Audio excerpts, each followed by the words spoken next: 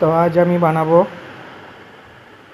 হাঁসের ডিম আর বেগুনের পাতুরি। তো দেখতে থাকো, এই আমি ম্যারিনেট করে রেখে দিয়েছি। তারপরে আস্তে আস্তে সাজিয়ে দিচ্ছি কড়ার উপরে বেগুন, পেঁয়াজ, লঙ্কা, ডিম, হলুদ, লবণ দিয়ে মানে একসাথে মাখিয়ে তারপরে কলা পাতার উপরে দিয়ে চাটুর উপরে দিয়ে দিয়েছি। তো আস্তে আস্তে এইভাবে হবে একসাথে মাখিয়ে। তো এইভাবে আস্তে আস্তে নিচেটা একটু পোড়া পোড়া লাগবে, সেটা খেতেই ভালো লাগবে।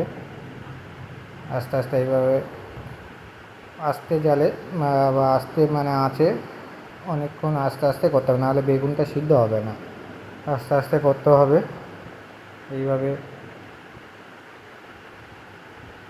তো দেখতে থাকো কেমন হয়েছে লাস্ট ফিনিশিং। আশা করি ভালো লাগবে তোমাদের ভিডিওটা।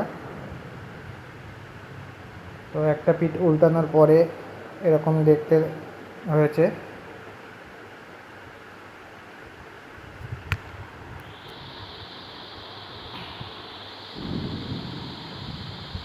এবার অন্য পিঠটা তোলা হচ্ছে। ওই পিঠটা কেমন হয়েছে তোমাদের দেখাচ্ছি, দেখো কত সুন্দর দেখতে হয়েছে।